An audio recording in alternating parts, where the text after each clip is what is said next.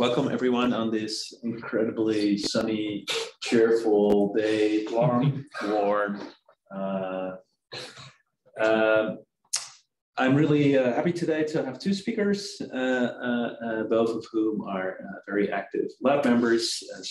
First we'll have Matthijs Gillissen give a talk, and then Christian Pipal. I will first introduce Matthijs, not to be confused with the other Matthijs who will join me today as your co-host, and he will do the Q&A. But Matthijs Gillissen is a research master's student at Radboud University in Nijmegen, doing the research master in sociology, if I remember correctly. And it's of course a very nice discipline. And he's doing an internship with me and Matthijs Roduin on the topic of empathy, and this will also be the topic of his presentation today. So Matthijs, we'll have about 25 minutes to discuss your work, and then we'll switch to Christian. Thank you very much for the introduction, and thank both of you as well for allowing me to do this research. I think it's a very interesting topic, and this is a great opportunity for me to explore this topic further. Everything's loading. There we go. Do you see the slides correctly? It just says has started. Oh, now we see it. Yeah. But you still need to enlarge them.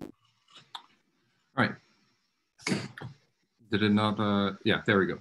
It's a bit slow. Hopefully the internet connection doesn't make it difficult. But yeah, well, as guys introduced, I'm doing my topic about empathic concern and how this influences how we shape some of our political attitudes. So the primary purpose of the project that I'm currently doing is to try to replicate findings of a study conducted by Simas, Kirkland, and Clifford regarding the relationship between empathic concern in the US. And I wanted to see if these relationships can also be found in the Dutch multi-party context. So I'll first talk a bit about the original study and how we're doing this study, and also what empathy is, and then going into the specific studies that I'll be conducting.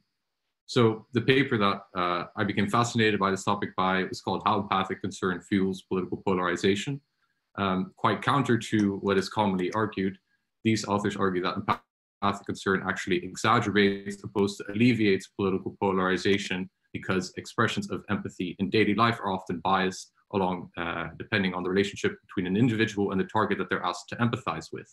So this has some wicked consequences, and what they find is that empathic concern fuels positive feelings towards the in-party and negative feelings towards the out-party, hence increasing the perception of polarization, as well as that they show that empathic concern fuels greater partisan bias within the desire to censor a speaker particularly, and feelings of schadenfreude towards individuals who are irritated or are harmed.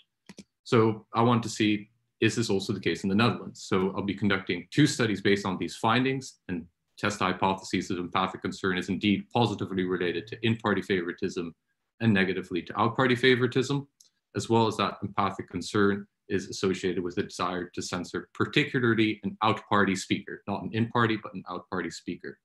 And we are also interested in the association between empathic concern and schadenfreude. And for those that are not German, schadenfreude means the joy at someone else's pain and suffering. And this is quite an established negative relationship, but the finding is that this is notably a weaker effect for out-party members suffering than in-party members suffering. In contrast to the original study, we actually explicitly hypothesized that these relationships do not hold for perspective taking and simply apply to empathic concern. So that perspective taking does not have any relationship to desire to censor in-party nor out-party speakers, and that the negative relationship between perspective taking and schadenfreude is not moderated by partisan implications.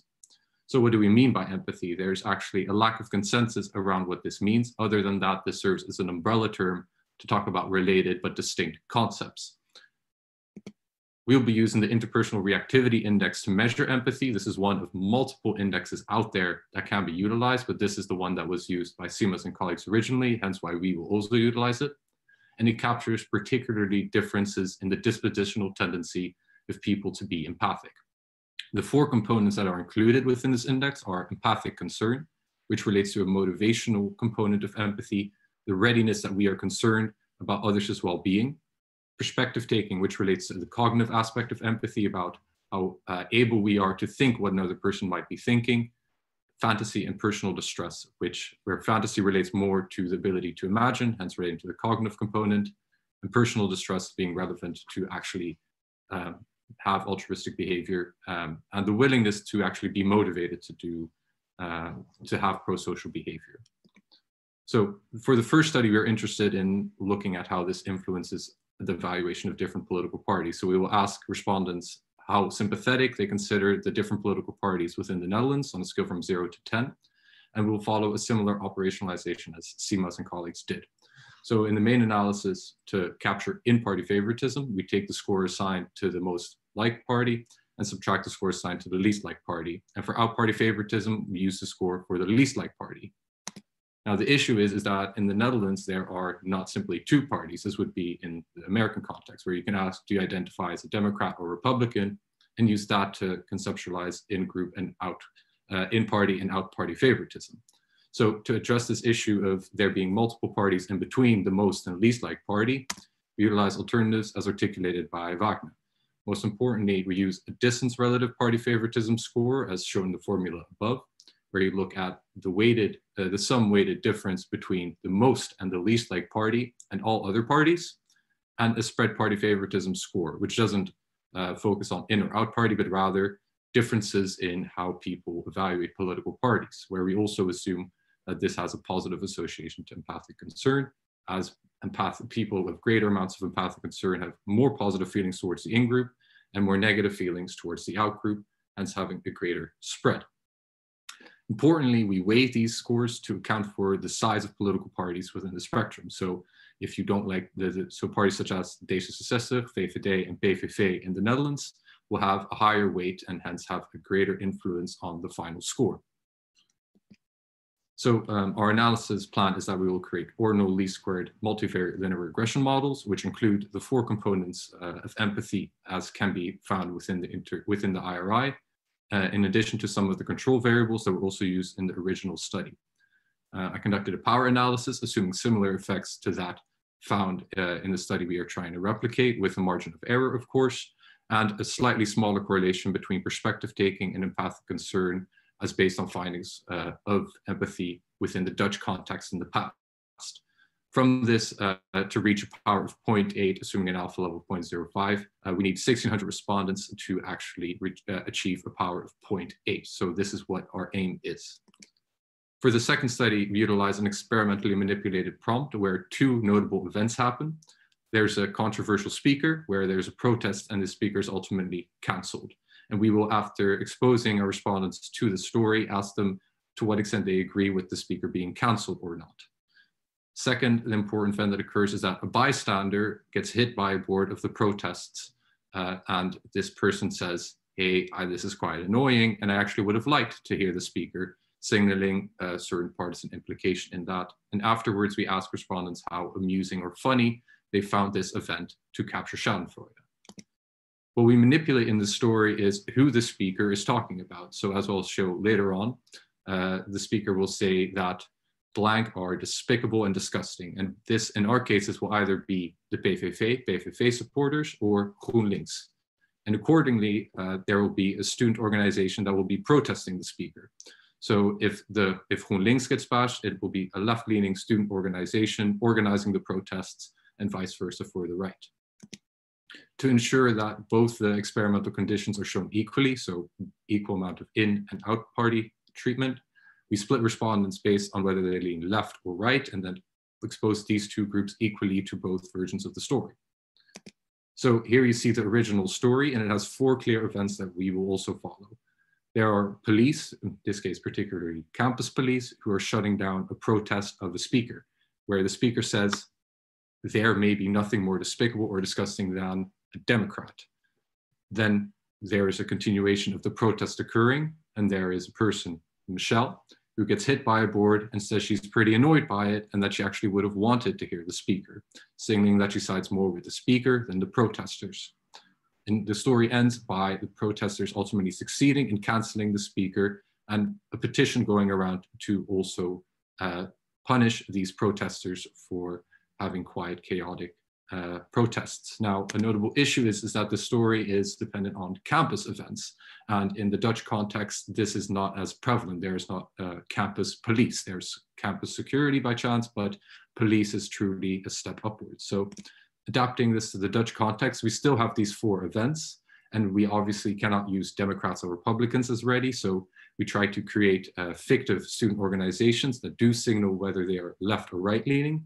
And here you can see that there is a right-leaning student organization, Vrij Democratisch Studentenforum, who's protesting a speaker, a left-leaning speaker, who says that PVV supporters are disgusting and despicable.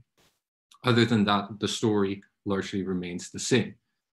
Here you see the reverse of this story, but now where the speaker is a right-leaning speaker and the organization is left. The student organization is left-leaning. So we'll again create ordinal least squared multivariate linear regression models, but instead of including all components of empathy, we only include empathic concern or perspective taking, depending on the hypotheses that we intend to test, experimental condition, and their interaction effect between it. We again conducted power analysis based on the relationships found in the study that we're trying to replicate with, again, a margin of error. And we found that 1,000 respondents should be enough to achieve a power of 0.8 at an alpha level of 0.05. And we hope to achieve this through convenient sampling of university students, which is likely very optimistic, but this is hopefully what we are able to do. So there are some points still of discussion before we sent this out into the field, as we are adapting a story from the US context to the US to the Dutch context. And this relates to how we're determining in and out party for the respondent. In the first study, we were making assumptions that the most liked political party represents the in party and the least liked party represents the out party. And for the second study, we assume that the actors within the story reflect in and out party implications correctly for the person, but we do not actually ask them in any way directly who they consider to be their in or out party. And the second issue is about the adaptation of the story. So is there an issue about this story that we are presenting being off campus opposed to on campus?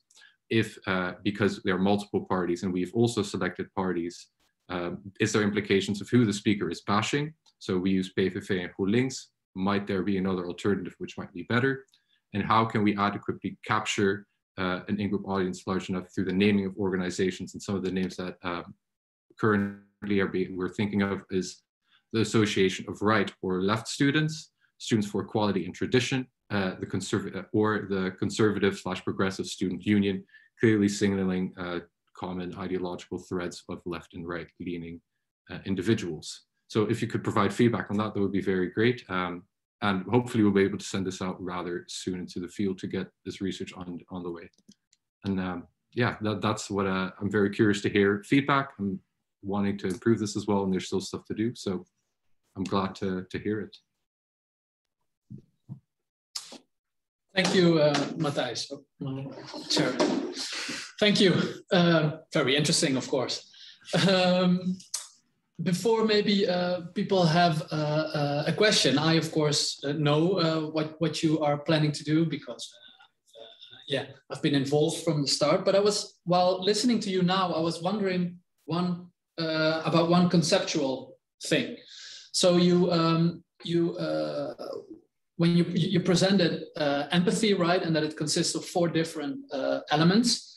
The first one is empathic concern, which is the concept you're focusing on here. But then the last one was personal distress.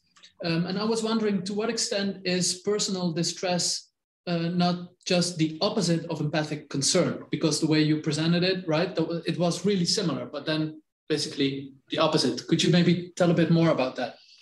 Yes, there are obviously related, but you can, for example, be very concerned with someone, but be dispositionally not likely to experience that distress, or in your own life simply be less distressed. So it's not that these are opposites, but when we are being concerned for another, and particularly we're talking about empathy, we're taking over this other person's distress. So taking into account the own dispositional tendency to be distressed, and then considering that you're adding more distress, likelihood of actually conducting pro-social behavior or doing something opposed to simply walking away notably diminishes. So it's not that these are contradictions as much as filling out the more complete picture of what empathy is. And this again highlights that there are different components that should be accounted for. Yeah, thanks. I was maybe before we also move to the, because you had some specific questions to the audience. I also just wanted to ask you, when you look at the 4 components, what would you expect? Of course, the article was about empathic concern and the effect on affective polarization. Would you expect there also to be an effect of personal distress? Would I expect there to be an effect of personal distress? Well, that is very difficult to say. I would not expect there to be a result. I think there was also that they found in the original study that it was insignificant relationships.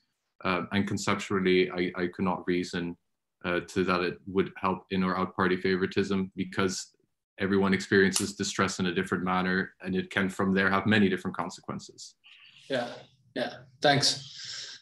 More questions, guys? Oh, yeah, Niemand. Hi, Matthijs. Thanks so much. Very nice line of work. I'm very interested to see what the verdict will look like. My question is about the prompt message. So you also had like some questions about that. So my question is, first of all, like, how did they do this, like in the CIMA study, in the original study? So was this like, how did they constructed this message? Did they assign like a journalist, for instance, to do this? And consequently, how are you planning to do this in your study? Have you considered about that? And the reason why I'm asking this is because that could play like the perceived realism or the source reliability could be factors playing in. Are you planning to control for that, or do you have some ideas about this? Well, the controlling for it, I was hoping to also have some feedback on that, because obviously the believability of the story is a notable part in it, in which I tried to adapt it much as possible. As to what the original study did, they did not indicate that they have somebody specifically, a journalist, for example, who came up with the story. They're very ambiguous about how they formed the story, but in order to remain as closely to the original, we do not wish to manipulate it. But that is an issue, obviously, when you're talking about the Dutch context and campus police and things like that. So if there's any feedback on how I can control for differences in perceived believability of the story, I would be glad to hear it. There are definitely some standardized like questions that are frequently used in communication science that you could look into, like indeed perceived realism or credibility, story credibility or source credibility could refer to different dimensions. Another thing you could look at is sort of a manipulation check to see whether, for instance, the endorsement part, so how many likes. I think I saw that like on your stimulus, but I'm not entirely sure if I registered that information. So was there like some information showing how many people have read this article or how many times it has been retweeted or something like that? What they do in the original study is they provide hyperlinks and make it more seem as if it's a genuine web article. And this is something that I'm simply trying to figure out as well. All these elements are indeed like important to think about how they could play in on somebody judging the quality of this article. So you could consider like having a few questions there about that. And about your question, in my opinion, I think you should tie the story as close as like psychologically proximal to your audience.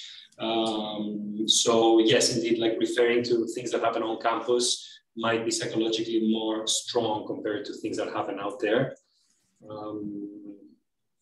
That was what Matthijs was asking, right? At some point, I think. Yeah, well, basically the translation versus off-campus. Yeah, the translation to the Dutch context, because of course we don't have the campus and the police. And yes, things like that. Yeah, that's it, I guess. I don't know. I can't think of something more immediate at the moment. But yeah, really cool stuff. Well, thank you. That's very helpful. I will look into those standardized measures to control for believability. Christian, then. Thank you, Matthijs. That was super interesting, super cool to see. I have one question also about like the setup of your stories here. What I was wondering, I'm wondering if you are wondering if this story plays out the same for your left frame and your right wing frame?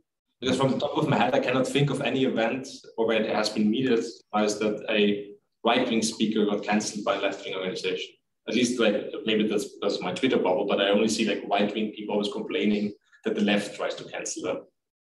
And I think, at least when it comes to like how this topic is coming into the heads of people, usually it's always about these claims that it's the left that cancels right-wing speakers. I think in Germany now I have for the first time that the right was kind of successful in this kind of effort to cancel a left-wing, prominent left-wing person on TV. But usually it's the other way around, at least that's how it's presented to people. So I'm wondering if that might trouble you. This is for sure something that I've thought about. And I'm not really sure, also because it depends largely on the sample that we're able to achieve, because we'll be sampling students, which this is generally more a left-leaning audience to begin with. So actually going about testing left or right differences might be more difficult in those terms. I mean, I would actually say quite the opposite, where you're saying it's mainly right-wing people complaining about being censored and then going out and try to censor left people. I would be for my own kind of bubble, think it would be the opposite, but that's just an interesting point. But it is something that I've considered, but mainly due to sampling difficulties, not something that I'm articulating as a part of this plan. Yeah. Micah. Yeah, really cool study, Matthijs. Really nice to see this project. I was just wondering, I probably just missed it, but more about the theoretical reasoning of your hypothesis. So people higher on empathy leads to more in-group criticism and more negative responses to outgroups, right? But wouldn't you think that people who are very high on empathy would also be more open to outgroup members? And even if you, for example, do a manipulation more like related to state empathy, that you put people in the shoes of the out party, would that not lead to like less polarization? This is fascinating. I would have loved to talk more about the theory behind it, but I have to keep my presentation short. The first thing is that there's a notable difference in the dispositional tendency of people to be empathic and have it in their daily life, and actively have empathy be an intervention strategy where you're asked to empathize with a specific target. The issue is that we do not readily empathize with everyone in our daily lives. But when we're asked to empathize with someone, that has different consequences. So that's why there's a lot of studies about empathy being very helpful in improving intergroup relations within contexts of interventions.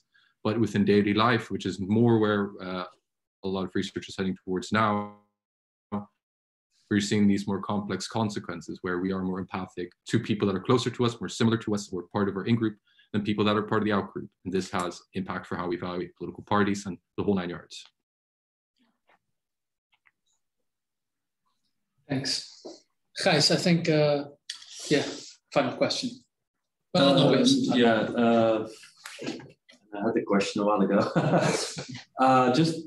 It was mostly a question for clarification. In the examples you gave of the treatments, you spoke about PVV and GroenLinks. But so if I said my in party was 50 plus and my out party is the Animal Rights Party, then those are the labels that appear in the treatments, right? Or not? No, that's not, because it becomes very difficult to say who's the out party of 50 plus and who's yeah. So in this particular case, it's being fixed to PVV and GroenLinks to avoid differences between parties, as that could lead to a greater amount of complexity being introduced. But this is a point of limitation of the study, where if you do not consider the PVV to be your out group, that is the end all be all. I think it's, I mean, if anything, this would then be a good choice, but how are you going to establish out party then as a dichotomous? So you're in the out party. So suppose if I'm a VVD partisan versus a Labour Party partisan, is then the PVV for me as much of as the sort of the same amount of out party, or are you going to perceive this as a gradient? I'm very much conceiving of it as a dichotomy, where you're either exposed to the speaker being an out party member or an in party member. But there is obviously differences between that. So if I wasn't sure how to account for that, and this is also why I mentioned it as a point of questioning. Yeah. Minimally, we could pre-register going about this in two ways, like either treating this as a dichotomy or as a skill. No, that sounds very fair. Yeah, and could you if you go for the dichotomy, you could also still control for it, right? By looking at the distance maybe to the between the parties. So if you vote, if your in-group is VVD versus an out party is the Social Democrats, you can basically add a control variable saying how far away you are from the green left and the PVV party. And that's actually smarter, because otherwise what I propose, you destroy the fact that it's an experimental condition. Yeah, you gotta, yeah. Can we cut this out of the recording? Oh, it's 2 beers. 2 beers, okay. Well, we'll have to hurry then. It's about 3:30. I think we will. Yeah. We will. Thank you, Matthijs, and we will now go to Christian. Yeah, thanks a lot, Matthijs. I think it's really a great presentation, really remarkable work for someone who is just still a research master student. And by the way, if you want to compete in the guessing game, what are all the trophies about on top of Matthijs' head, you can send your answers to my email address.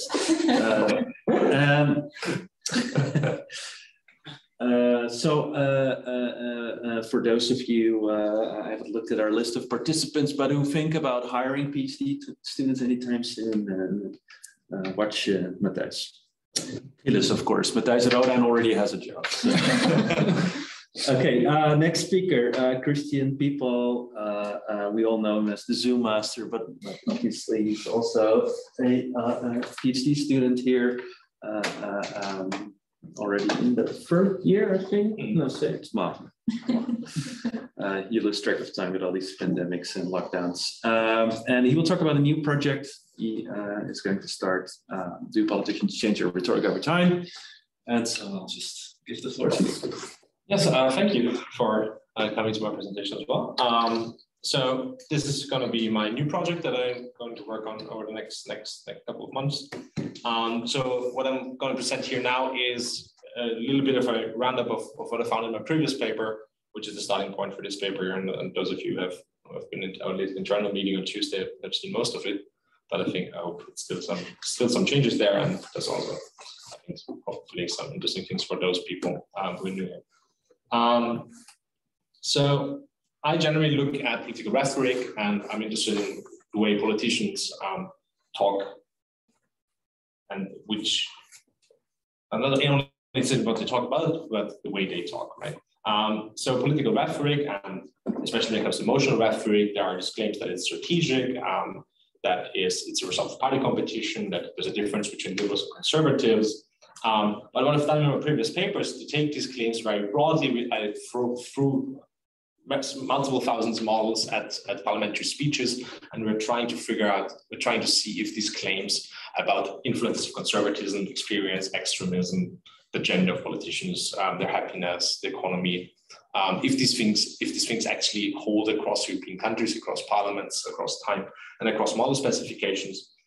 This is the resulting plot. It's all over the place. I'm not going to explain in detail what you see here. What you see is you see effect sizes across model specifications. But the important thing to see here is that except for one variable, which is the government variable, this government column, where all the effects, these lines are red, which are significant, and they're all on one side. So in all countries, it goes in one direction. But in all other instances, we don't see any systematic relationship between these system level variables on the rhetoric of politicians. So we don't see any of these systematic relationships here between system level variables like economy, happiness, etc. But we also don't see anything for individual level characteristics. So the idea was then for this project then to take a step back and just basically ask, do members of parliament actually change the way they speak over time? And the sub-questions there would be which features of the rhetoric do they change? If there's some change, do we see that for different rhetoric features? And I talk about in a second what that means. rhetoric features, but also what explains that change. And when it comes to explanations here, which is like the hypotheses that I'm going to develop and test, they relate mainly to the idea of professional socialization. That politicians just enter the parliament as individuals and become politicians and become more like, and probably live and die then as politicians. And I think this is important because it does relate to issues regarding representation and reputation. Politicians that appear as an individual in the way they speak, bringing in new ideas, new issues, because they got newly voted in on the basis of bringing in an issue, so in most cases, being distinctive in the way they speak about that issue. But if this is true that over time they lose this distinctiveness, I think that does say something about this link here. So the hypotheses that I have are related to this idea of professionalization or organizational institutionalizations, where just members of an organization become more alike over time.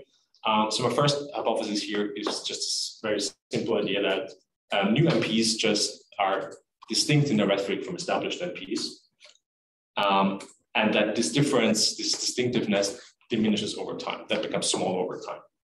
And what I also would expect is that this diversity in rhetoric within parties is more diverse in systems where there's less control over who's allowed to speak in parliament. And the data I'm going to use for that is the Pulse Speech data set, which is a data set of clean and processed parliamentary speeches, covers roughly 30 years from 9 countries, of which 1 is non-European. Yeah, it's 8 European countries plus New Zealand. Okay, I guess UK is still European, I think, so it counts as European. The data for party control of speaker selection comes from auction statement of their compilation of and classification of how much parties and party leadership has control over who's allowed to speak in parliament. I'm looking at a diverse set of rhetorical features, which are positivity, negativity, emotionality, a neutral way of talking, a narrative way of talking, a factual way of talking, aggressive way of talking. These are all measures that are measured with dictionaries, and also the complexity of the speeches and the degree of repetition. Those measures that are measured with dictionaries are based on locally trained word embeddings that are trained on the corpus of each parliament using a fast text algorithm. And I use a couple of seed dictionaries that and find semantically similar words in this corpora to improve the accuracy of these dictionaries. And it has been shown that this really improves the accuracy of this dictionary quite dramatically. Use a couple of seed dictionaries. So as an example here, this would be a speech that scores very high on the rhetoric feature of a narrative style, which is a style that just talks about giving examples, telling a story, personal in the way to talk about relationships between people. This is about to light honorable lady, like to visit my constituency where local authority and hacking has done an excellent job. So you see, this is like it's like a story. Whereas here, this would be a speech that's very high on a factual degree of rhetoric, a factual dimension of rhetoric, and it's about a lot of comparison data, hard facts. This would be a speech with very low complexity. So you see, I fixed my pre-processing. So the misplaced dots and some abbreviations have been filtered out. But this is now a speech that scores very low in complexity, so this is easy to understand, short sentences. Whereas a speech like this, which is basically just one sentence and covers so much, is very hard to comprehend, both while reading and while listening to it. Repetition is something I thought about a bit more. What I mean by repetition, which would be that the politicians use the same words and phrases all over again. And I thought of having a rolling score that always combines the degree of repetition within the current speech and an X number of previous speeches. And I have no idea what would be the right number of speeches that wasn't able to think that through yet. But to combine previous speeches of a politician at time X and calculate how much you can compress them. And by compress, it means like how much you can reduce the information in those speeches, and the higher degree of compression is the more repetition is in there. So my empirical strategy of testing these ideas that I put forward in Hypotheses would be to first, I calculate all these measures for each legislator, for each speech, then I aggregate that at the quarter level. I think quarter is a good middle ground between having enough variation within quarter of speeches, but also having some more temporal finer grained look at it compared to year analysis. But I've seen that, so I think year analysis might work fine as well too. And the data setup would then be that I look at data always for one parliamentary term, which varies in length between parliaments and if there's a snap election or not, of course. But within each term, I create two categories of speakers. I create newcomers, who just entered the parliament during that term. And I look at established people. Those are the MPs who entered any time before that term. And the idea then would be to cluster for each legislator quarter observation of these different dimensions, to use a clustering algorithm to figure out how these n dimensions, and n here is the number of all these rhetoric features, how they cluster how they cluster together. And the easiest or the most straightforward way is to use a K-means clustering algorithm. There are various ways to figure out how many clusters you need, etc. But there are also many other algorithms, and this is one thing I didn't figure out yet, which would be the most appropriate way to do that. But we would get is you get for each of these terms, for each of these quarter, for each quarter within the term, you get an optimal number of clusters, and you get for each person in that term which cluster they belong to. You get a cluster membership indicator. And the idea is then, what you also get is you can look at which of these dimensions, which of these rhetoric features are influential in coming up with these clusters. And what you could then do is you can first look at the number of clusters. And the idea behind is that the higher the number of optimal number of clusters is, the more diversity is in there. Overall, including all these rhetorical dimensions. But the other thing is, of course, you can predict cluster membership with different indicators of the legislators, for instance, with the newcomer status. So for the first hypothesis, what I would do is I just look at this newcomer status within a term is predictive of cluster membership.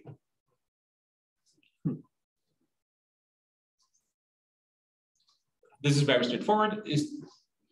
For the second hypothesis, it gets a bit more tricky. So the idea would there be that, first of all, this predictiveness of newcomer status diminishes over time.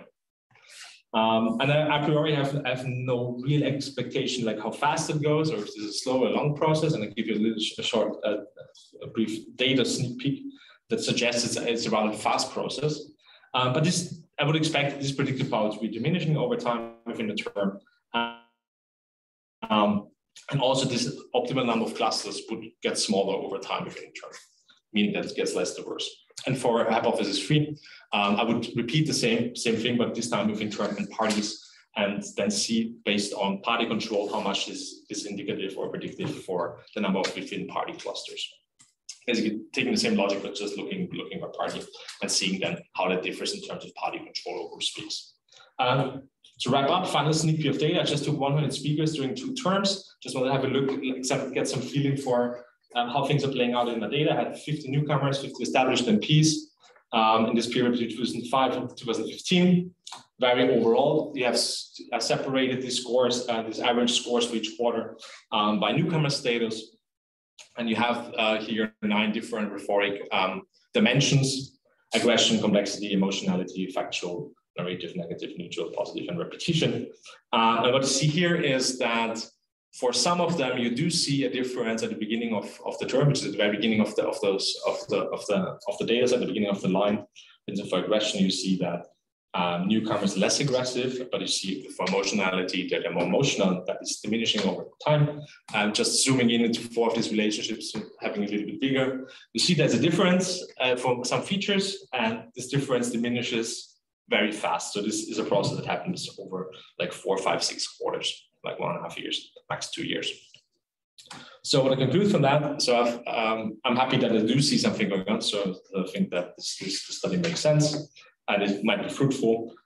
This difference diminishes quickly. And the question then, of course, is does this pattern hold if you do this actual analysis than across countries and across different parliamentary terms with this rigorous testing. This was just now very descriptive, right? These open questions there is something that I still need to think about, and I'm not sure yet how to think about them. But is it like, what's the role of seasonal effects, of the electoral cycle effects? What's the role of career ranks? How I would think about how these things might also have a role here. Oh, thank you very much. Thanks, Christian.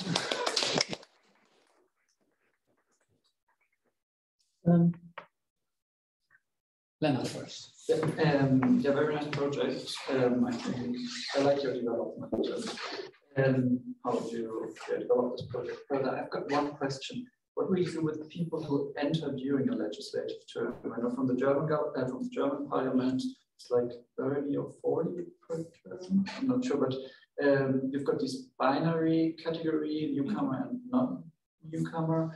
And yeah, how do you treat these people who enter during the term, and why the binary category? If you look at quarterly data, would it make sense to, I don't know, create a continuous measurement, how long people are in the parliament? I don't understand why you picked, or you opted for the binary newcomer. Yeah, thanks. That is a good question. But the first answer is, yes, I did look at it. I looked at like how many people do actually enter within the term, and the problem is like within a quarter, that it's maybe like 1 or 2 people at a time, and overall it varies between countries, but it's something between like 2 and 4% of legislators that don't start at the beginning of the term. So I'm not sure if that is a very low number of cases, then what I can really say about them, right? Yeah. But a continuous measure, yeah. The problem is I'm not sure how would structure the data set of them. I mean, of course, I can have a continuous score like of experience or like term, like how long they're already in parliament. But the way I thought about now the rhetoric of it, like having multiple dimensions being projected into clusters, having multiple clusters predicted by a continuous variable that probably only plays out during a very short period of that variable, very short range of that variable. I don't think that works. Yeah. I don't think there's a way to do that. Yeah, I'm not an expert on that, but yeah, probably you know that better. But I would, if you use the MP, I mean the MP is your observational unit, and your main interest is seniority. I think you can try to measure that. Yeah, but the thing is that, like, what's the comparison, and who do I compare them to? With other MPs who have been newcomers before. Okay. So your main idea, if I get that right, is that new MPs are different, and then they adapt. And then you can see whether, for example, an MP who entered during, I don't know, the 18th legislative term, for example, in Germany, and the 19th legislative term, whether they are similar at the beginning or different at the beginning, and during their career, they become more alike. Okay. So you mean like for each MP, I would then have always this one-on-one comparison with I would compare each MP, their rhetoric, with some form of mean rhetoric of MPs that are in there at the same time that started earlier, and do that for each. Yeah. That's a way to think about it. Sort of different time, the different time periods would be groups that you would then compare. Yeah. Makes sense. No, that's good. Thanks. I'll think about that. Michael. Yeah, thanks, Christian. Really cool. You already took a lot of steps since Tuesday, but I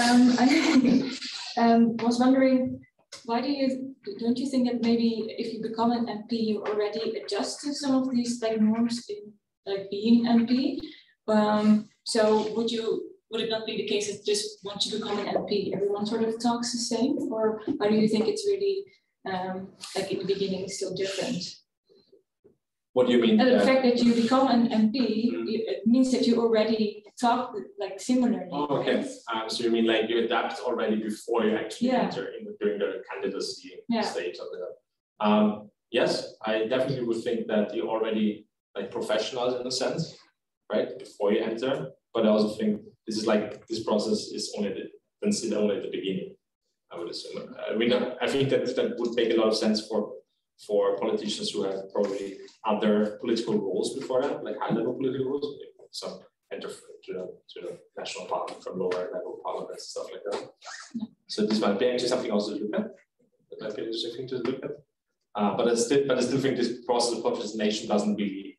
It only gets really started once you're in there, and I mean, there's a lot of literature on like how parliamentarians learn the norms and how they say, I can introduce each other how much the beginning they need time to learn to how committees work, etc. And of course, if you're in these parties, you get prepped for that. But it looks like there's still a lot to learn. There's a lot to adopt to. So. Makes sense. You might come up with an estimation of their how established they are or institutionalized they are once they started to some extent, right? By looking at their career before they start. First, Tobias. I think this is for super well progress.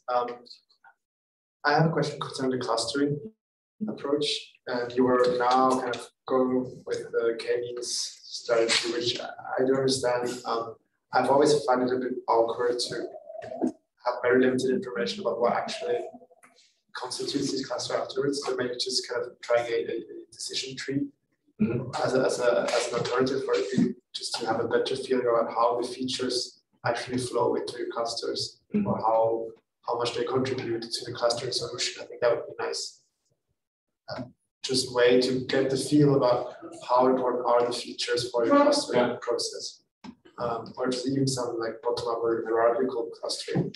That's a totally fair question. I mean, that's also something that I'm interested in looking at. Even though I don't really have any expectations on which contribute to distinctiveness.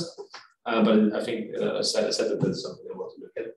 But I think also I'm not set on K-means clustering. This is just one idea. But also K-means clustering allows you to look at what contributes to class information. Sorry for that. Or I've always found the output not as interpretable, like just kind of the typical white box algorithms, like decision trees, etc. They just, in terms of interpretability, you have these very clear kind of patterns that you can also, they are a bit in terms of the pre-processing of the features. Then you get more insight into how the pre-processing affects the way that the clustering is being done. When you use kind of these more open pre-processing there? Like the way you standardize the variables, the way you kind of unpack all this. Yeah, Matthijs. Fantastic to see progress since Tuesday. So I have like different questions that actually relates to the ongoing agenda at the time that you're interested in measuring change of the rhetoric. So I was in ways to control for that. Just to give a more specific example, if you have like a topic, like a socially relevant topic that's really hot at the moment, people talk about it, it could be that you have like different rhetorics on the basis of the affiliation. So have you thought about this? Yeah, you're right. You have to control for topic, like some kind of topic measure or what's the agenda. So I mean, the first thing, of course, is that I wouldn't. Although to be fair, this might be something worth looking at. I don't know if there's a systematic relationship between term timing and issue. I mean, that concern would be valid if there would always be like, let's say, a hot issue at the beginning of each parliamentary term, which might be, I have no idea. So that's definitely something to explore. At least explore. Very interesting. There's one online as well. We have time for one online question, right? Two short questions. Two short questions. Tom Hackenberg has a question. Thanks for the talk. 2 questions. Did you expect that the differences would fade out over time? Building on this, the exploratory plot for emotions showed that there was a difference between the groups halfway in the time series, which would contradict this. Do you know what's going on here? Yes, so I would expect that these differences fade out over time. I mean, that would be exactly what I would deduct from this idea of institutionalization or professionalization. Regarding the second part, at least, yeah, I've seen that too, and I have no idea what's going on there. I'm interested in what's going on there. Yeah. Another question.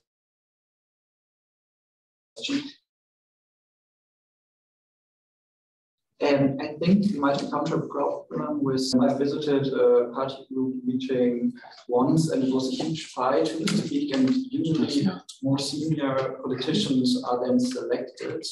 And then, I don't know, the process of learning how to speak in Parliament maybe happens while newcomers just watch other MPs, and they are only allowed to speak then after they learned it. Yeah. Do you have maybe an idea how to do this? I mean, this is exactly what I tried to incorporate into my third hypothesis, and I was not sure about the wording of that hypothesis, but yeah, so my third idea is exactly that this degree of speaker selection influences how much I see what's going on there. Right? I mean, I could also think about it probably in the sense that you said, by saying that the degree of speaker selection just tells you something about how large these differences are, right? And there's data on that. I mean, because exactly like countries like Germany, like one of the most extreme cases where the party draws up this feelings beforehand. The UK is the exact opposite, where everyone is free to speak and everyone can speak. And there's a lot of countries that are in between, where for some types of debates or the beginning of or half of the debate, the first speaker is always selected by the party, the first 2 speakers, and then the discussion forms. But yeah, this is definitely. I think we need to stop. Yeah. Thanks, Christian. And let me take the prerogative of having a suggestion in the last few minutes. I think you're taking, I really like the added step of looking at clusters. I think that's really innovative. But I also think you might go too fast here. Because I think the first step would be to identify these clusters, to look at what these clusters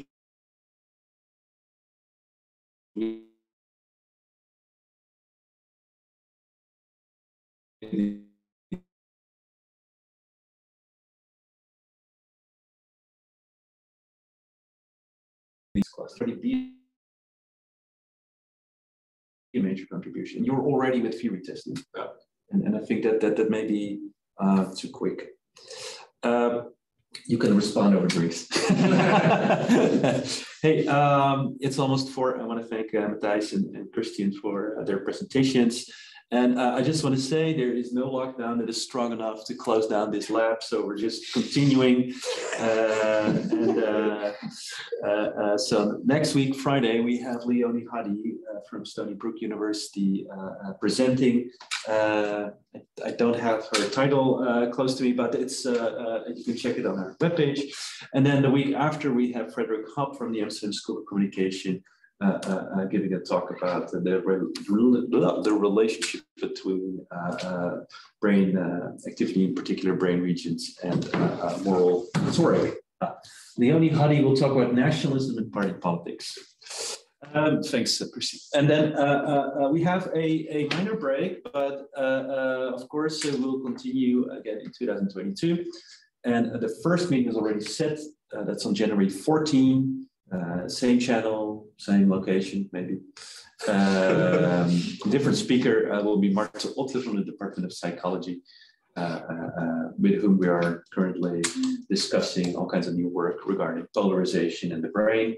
And so I think that's going to be super exciting. And we're hoping next week, Bert and I, to reveal to you the whole schedule for next year.